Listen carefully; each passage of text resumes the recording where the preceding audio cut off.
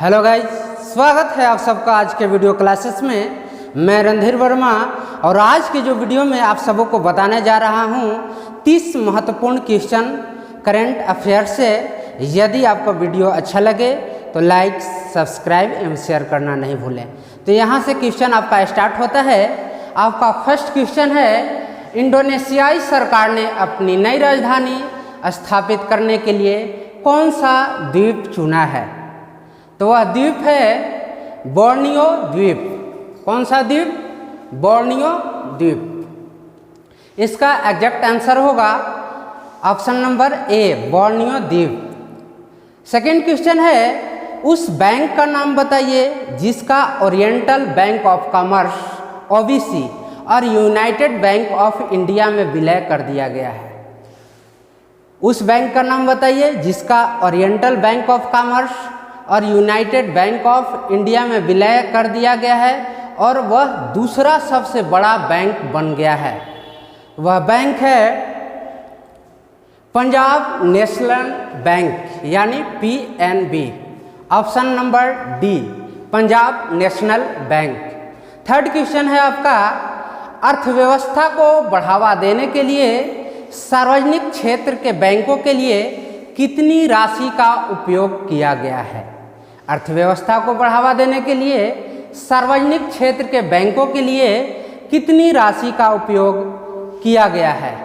इसका exact answer है option number C, यानी 55,250 करोड़ रुपए को अर्थव्यवस्था को बढ़ावा देने के लिए सार्वजनिक क्षेत्र के बैंकों के लिए यह राशि उपयोग किया जाएगा। नेक्स्ट क्वेश्चन है, 10 सार्वजनिक क्षेत्रों के बैंकों के विलय के बाद भारत में सार्वजनिक क्षेत्रों के बैंकों पीएसबी की कुल संख्या 4 सबसे बड़ी पीएसबी बनने में कितनी होगी? टोटल पीएसबी कितनी होगी? इसका एग्जैक्ट आंसर होगा आपका ऑप्शन नंबर ए, यानी टोटल अभी पीएसबी की संख्या हो गई है 12। और नेक्स्ट क्वेश्चन, पीपीआई हाल ही में खबरों में था, तो पीपीआई में आई का क्या मतलब है? इसका एग्जैक्ट आंसर है आपका option number B, instrument. PPI में आई का मतलब है इंस्ट्रूमेंट। नेक्स्ट क्वेश्चन है आपका,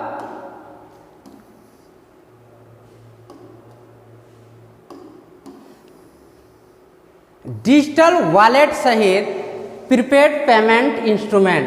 अभी पीपीआई बताए जिसका फुल फॉर्म है प्रीपेड पेमेंट इंस्ट्रूमेंट। तो पीपीआई के लिए भारतीय रिजर्व बैंक द्वारा पूर्ण केवाईसी करने के लिए कौन सा महीना निर्धारित किया गया है? इसका एग्जैक्ट आंसर है ऑप्शन नंबर डी, यानी 28 फरवरी 2020। 28 फरवरी 2020। नेक्स्ट क्वेश्चन है, एमडीआर हाल ही में खबरों में था, जिसमें एम का अर्थ क्या है? एमडीआर में एम का अर्थ क्या है? इसका एग्जैक्ट आंसर है मर्चेंट। एम का अर्थ यहाँ पे क्या है? मर्चेंट। एमडीआर में एम का अर्थ है मर्चेंट। नेक्स्ट क्वेश्चन, भीम यूपीआई यूनिफाइड पेमेंट इंटरफेस लेन देन में 2000 रुपये से अधिक के लेन देन के लिए नई मर्चेंट डिस्काउंट रेट एमडीआर यानी मर्चेंट डिस्काउंट रेट क्या है? इसका एग्जैक्ट आंसर है आपका option number A, 0.65%। Next question है, निम्नलिखित में से किस संगठन ने Bhim UPI unified payment interface, आपसे डायरेक्ट ये भी क्वेश्चन कर सकता है कि यूपीआई का फुल फॉर्म क्या होता है? तो यूपीआई का full form unified payment interface. तो भीम यूपीआई लेन देन के लिए व्यापारी छूट दरों को युक्ति संगत बनाया है। इसका एग्जैक्ट आंसर है ऑप्शन नंबर बी, यानी national payment corporation of India ने भीम यूपीआई की लेन देन के लिए कुछ छूट दरों के लिए युक्ति संगत बनाया है, वह है national payments corporation of India.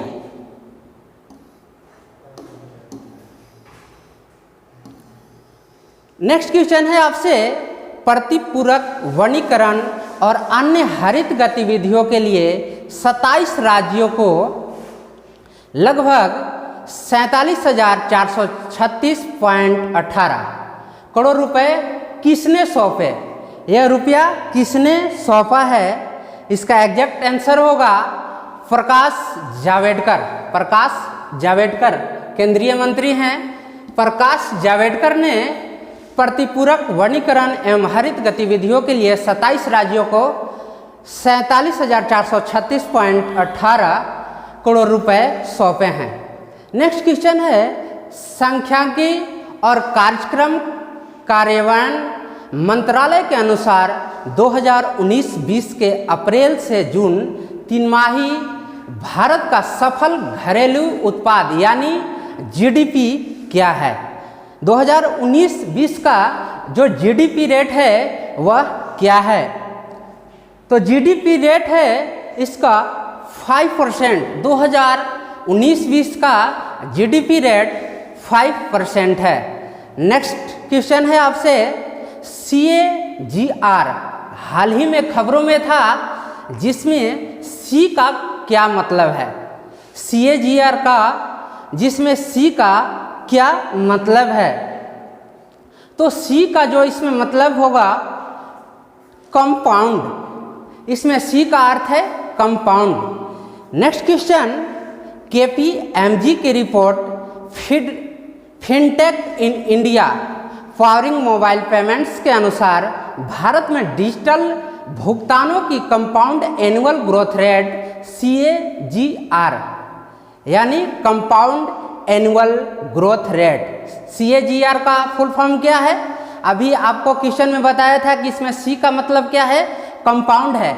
यदि आपसे डायरेक्ट क्वेश्चन पूछ दे कि CAGR का अर्थ क्या है, तो CAGR का पूर्ण रूप है कंपाउंड एनुअल ग्रोथ रेट। तो KPMG के report fintech in India powering mobile payments के अनुसार भारत में डिजिटल भुगतानों की जो रेट है वह रेट है आपका 12.7%। 12.7%। नेक्स्ट क्वेश्चन है आपसे,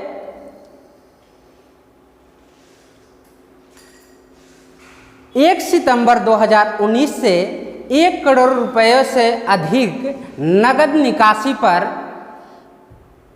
कितनी कर कटौती की जाएगी? यानी आप 1 करोड़ से ज़्यादा रुपए की निकासी करते हैं तो आपसे कितनी टैक्स ली जाएगी? इसका एग्जैक्ट आंसर है 2%। कितना परसेंट? 2%। यानी यह कन्फर्म है कि यदि आप 1 करोड़ रुपया से ज़्यादा निकासी करते हैं तो आपको 2% सरकार को टैक्स चुकानी पड़ेगी। नेक्स्ट क्वेश्चन है, एंजल टैक्स और कर संबंधी अन्य मुद्दों के संबंध में स्टार्टअप की शिकायतों को दूर करने के लिए किस संगठन ने 5 सदस्यीय विशेष सेल स्टार्टअप सेल का गठन किया है? यानी क्वेश्चन आपसे डायरेक्ट है कि स्टार्टअप सेल का गठन किसने किया है आपका? तो इसका एग्जैक्ट आंसर होगा केंद्रीय प्रत्यक्ष कर बोर्ड यानी CBDT ने स्टार्टअप सेल का गठन किया है। नेक्स्ट क्वेश्चन है, नवगठित स्टार्टअप सेल के अध्यक्ष कौन है? यह जुलाई महीने का करंट अफेयर्स चल रहा है और यह जुलाई में ही इनका गठन हुआ है। तो नवगठित स्टार्टअप सेल के अध्यक्ष कौन हैं? तो स्टार्टअप सेल के जो अध्यक्ष हैं वो हैं PK डैश, यानी PK डैश स्टार्टअप सेल के अध्यक्ष के पद पर इनकी नियुक्ति की गई है। नेक्स्ट क्वेश्चन है Dun and Bradstreet PSU awards 2019 के 6वें संस्करण में मैन्युफैक्चरिंग सेक्टर में बेस्ट नवरत्न किस संगठन ने दूसरी बार जीता है? यानी बेस्ट मैन्युफैक्चरिंग सेक्टर में जो बेस्ट नवरत्न जो पुरस्कार है वह किस संगठन ने जीता है? इसकी एग्जैक्ट आंसर है Hindustan petroleum corporation limited. Hindustan petroleum corporation limited यानी HPCL ने जो है लगातार दूसरी बार नवरत्न मैन्युफैक्चरिंग सेक्टर में दूसरी बार इन्हें पुरस्कार मिला है। नेक्स्ट क्वेश्चन है आपसे योग के प्रचार और विकास के लिए उत्कृष्ट योगदान के लिए व्यक्तिगत श्रेणी में वर्ष 2019 के लिए राष्ट्रीय योग पुरस्कार किसने जीता है? योग के जगत में राष्ट्रीय योग पुरस्कार किसने जीता है 2019 में? इसका एग्जैक्ट आंसर होगा स्वामी राजर्षि मुनि ने। स्वामी राजर्षि मुनि हैं जो योग के क्षेत्र में सर्वश्रेष्ठ पुरस्कार जीते हैं, स्वामी राजर्षि मुनि। नेक्स्ट क्वेश्चन है आपसे 30 अगस्त 2019 को नृपेंद्र मिश्रा के पद छोड़ देने के बाद प्रधानमंत्री कार्यालय यानी PMO प्राइम मिनिस्टर ऑफिस में विशेष ड्यूटी OSD पर आधिकारिक रूप में किसने नियुक्त किया गया है? 30 अगस्त 2019 को नृपेंद्र मिश्रा ये पद छोड़ चुके हैं और जो नए पद पे बहाली जिनका हुआ है उनका नाम है प्रदीप कुमार सिन्हा यानी PK सिन्हा। PK सिन्हा हैं जो नृपेंद्र मिश्रा के बाद प्रधानमंत्री कार्यालय का आधिकारिक रूप से इन्हें नियुक्ति किया गया है। नेक्स्ट क्वेश्चन है आपसे किस संस्थान से वैज्ञानिकों ने कार्बन नैनो ट्यूब यानी RV16X नैनो का उपयोग करते हुए सबसे बड़ी कंप्यूटर चिप विकसित की है? सबसे बड़ी कंप्यूटर चिप विकसित की है वह किस संस्थान के वैज्ञानिक हैं? इसका एग्जैक्ट आंसर होगा option number B Massachusetts Institute of Technology MIT जो सबसे बड़ी कंप्यूटर चिप विकसित की है। नेक्स्ट क्वेश्चन है आपसे मृतक कॉमेडियन का नाम बताइए जिसने रोड़ा पर कॉमेडी सीरीज में अपने काम के लिए एमी पुरस्कार जीता था। वह एमी पुरस्कार भी जीत चुके हैं और उनका निधन हो चुका है, तो वो कॉमेडियन हैं वैलेरी हॉपर। नेक्स्ट क्वेश्चन है हिंदी में जिन ठूढ़ा तिन पायन नामक पुस्तक का विमोचन किसने किया जिसमें अपराध, हिंसा, पुलिस, खेल और सोशल मीडिया सहित कई तरह के मुद्दे शामिल हैं? इसका एग्जैक्ट आंसर होगा आपका मनोहर लाल खट्टर। मनोहर लाल खट्टर के द्वारा जिन ढूंढा तीन पाया नामक पुस्तक का विमोचन किया गया है जिसमें अपराध, हिंसा, पुलिस, खेल और सोशल मीडिया सहित कई तरह के मुद्दे शामिल हैं। नेक्स्ट क्वेश्चन है आपसे भारतीय रेलवे का संक्षिप्त इतिहास नामक पुस्तक के लेखक कौन है? भारतीय रेलवे का संक्षिप्त इतिहास नामक पुस्तक के लेखक कौन है जो 1830 ईस्वी के दशक से नई हाई स्पीड ट्रेन 18 में भारतीय रेलवे के इतिहास को शामिल करता है? तो भारतीय रेलवे का संक्षिप्त इतिहास जो लिखे हैं उन राइटर का नाम आपसे पूछा जा रहा है तो इसका एग्जैक्ट आंसर होगा राजेंद्र बी अकलेकर। राजेंद्र बी अकलेकर हैं जो भारतीय रेलवे का संक्षिप्त इतिहास नामक पुस्तक लिखे हैं। नेक्स्ट क्वेश्चन है आपसे, हाल ही में भारत सरकार ने निम्नलिखित में से किस क्षेत्र को 100% प्रत्यक्ष विदेशी निवेश के साथ मंजूरी दे दी है? हाल ही में भारत सरकार ने निम्नलिखित में से किस क्षेत्र को 100% प्रत्यक्ष विदेशी निवेश का मंजूरी दे दी है? इसका एग्जैक्ट आंसर होगा आपका ए और बी, अनुबंध विनिर्माण और कोयला खनन, यानी इसका आंसर क्या होगा डी। कहे इसमें दोनों शामिल हैं तो इसका एग्जैक्ट आंसर होगा D, option number D. Next question है 2021-22 तक कितने सरकारी मेडिकल कॉलेज स्थापित किए जाने हैं? भारत देश में 2021-22 तक कितने सरकारी मेडिकल कॉलेज स्थापित किए जाने हैं? इसका एग्जैक्ट आंसर है 75, यानी 75 मेडिकल कॉलेज जो हैं जो भारत देश में सरकारी होंगे 2021-22 तक। नेक्स्ट क्वेश्चन, आपदा रोधी संरचना के लिए अंतर्राष्ट्रीय गठबंधन का सहायक सचिवालय कार्यालय कहाँ लॉन्च किया जाएगा? आपदा रोधी संरचना यानी CDRI के लिए अंतर्राष्ट्रीय गठबंधन का सहायक सचिवालय कार्यालय कहाँ पे लॉन्च किया जाएगा? वह स्थान होगा नई दिल्ली, यानी नई दिल्ली में आपदा रोधी संरचना के लिए अंतर्राष्ट्रीय गठबंधन का सहायक सचिवालय कार्यालय नई दिल्ली में लॉन्च किया जाएगा। नेक्स्ट क्वेश्चन है आपसे, राष्ट्रपति रामनाथ कोविंद की यात्रा के दौरान 2 अगस्त 2019 को किन दो देशों ने पारंपरिक चिकित्सा पद्धति और होम्योपैथी के क्षेत्र में एक समझौता ज्ञापन पर हस्ताक्षर किए हैं?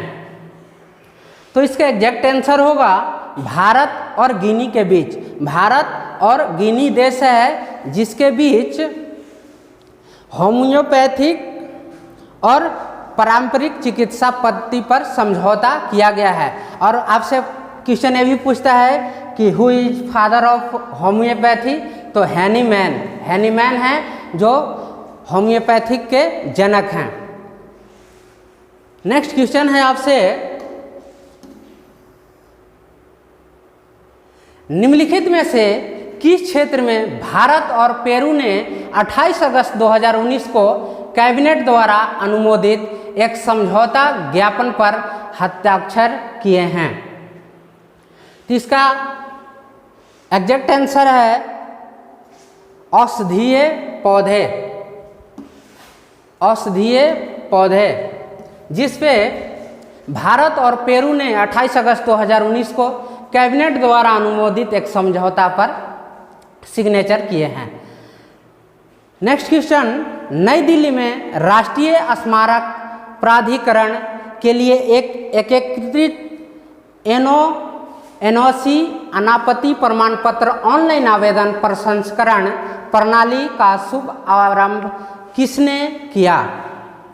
इसका एग्जैक्ट आंसर है प्रहलाद सिंह पटेल के द्वारा नई दिल्ली में राष्ट्रीय स्मारक प्राधिकरण के लिए एक एकीकृत एनओसी अनापत्ति प्रमाण पत्र ऑनलाइन आवेदन प्रसंस्करण प्रणाली का शुभारंभ किया गया।